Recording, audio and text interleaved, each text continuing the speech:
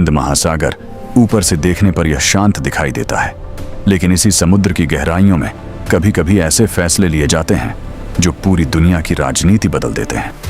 मार्च 2026 एक ईरानी युद्धपोत अपना मिशन पूरा करके भारत से वापस अपने देश की ओर लौट रहा था। जहाज का नाम था IRIS डेना।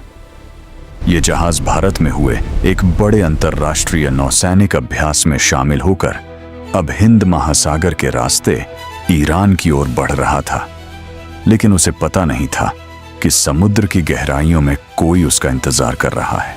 भारत में आयोजित इस नौसैनिक अभ्यास में दुनिया के कई देशों के जहाज शामिल हुए थे। IRIS डेना भी उन्हीं जहाजों में से एक था। विशाल फ्रिगेट जिसमें दर्जनों हथियार, रडार सिस्टम और लगभग 200 नाविक मौजूद थे। मिशन पूरा हुआ। जहाज भारत के तट से निकल चुका था। अब उसका रास्ता श्रीलंका के पास से गुजरते हुए हिंद महासागर के रास्ते सीधे ईरान तक जाता था।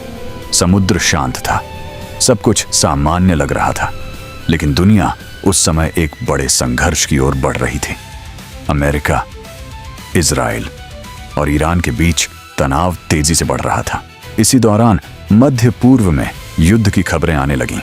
अमेरिका और इजराइल ईरान के खिलाफ सैन्य कार्रवाई कर रहे थे। तेहरान में बमबारी की खबरें, मिसाइल हमले और पूरे क्षेत्र में बढ़ता तनाव। इसी माहौल में ईरान का यह युद्धपोत हिंद महासागर में आगे बढ़ रहा था, लेकिन शायद किसी ने इसकी हर गतिविधि पर नजर रखी हुई थी। समुद्र की सतह के नीचे एक और ताकत मौजूद थी, एक अमेरिकी पनडुब्बी, शांत, अदृश्य और बेहद खतरनाक। पनडुब्बियां समुद्र युद्ध का सबसे खतरनाक हथियार होती हैं। वे पानी के अंदर बिना आवाज के सैकड़ों किलोमीटर तक चल सकती हैं, और जब हमला करती हैं तो लक्ष्य को बचने का मौका भी नहीं मिलता। इसी तरह हिंद महासागर की गहराइयों में एक अमेरिकी पनडुब्बी ईरानी जहाज की हर हरकत पर नजर रखे हुए थी। कुछ ही देर में निर्णय लिया गया और फिर आदेश दिया गया, फायर द टॉर्पीडो। कुछ सेकंड बाद पनडुब्बी से एक भारी टॉर्पीडो समुद्र के अंदर तेज रफ्तार से आगे बढ़ा। उसका लक्ष्य था IRIS डेना। जहाज पर मौजूद किसी भी व्यक्ति को इस खतरे का अंदाजा नहीं था। टॉर्पीडो तेजी से आगे बढ़ रहा था और फिर एक भयानक धमाका हुआ। टॉर्पीडो सीधे जहाज के पिछले हिस्से से टकराया। कुछ ही सेकंड में हजारों टन वजन वाला युद्धपोत भारी नुकसान झेल चुका था। आग, धुआं और समुद्र में फैलता तेल। जहाज पर अफरा तफरी मच गई। अलार्म बजने लगे।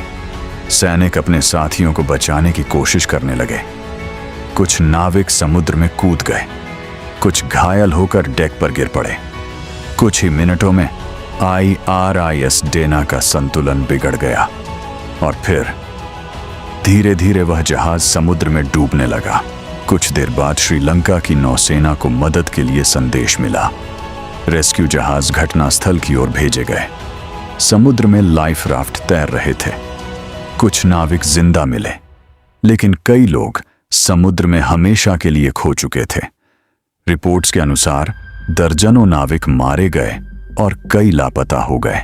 यह घटना सिर्फ एक जहाज का डूबना नहीं थी, यह संकेत था कि ईरान और अमेरिका के बीच युद्ध अब मध्य पूर्व से निकलकर हिंद महासागर तक पहुंच चुका है। दुनिया भर में सवाल उठने लगे। क्या यह हमला अंतर्राष्ट्रीय पानी में किया गया? क्या इससे युद्ध और फैल सकता है? और सबसे बड़ा सवाल, क्या दुनिया एक बड़े वैश्विक संघर्ष की ओर बढ़ रही है?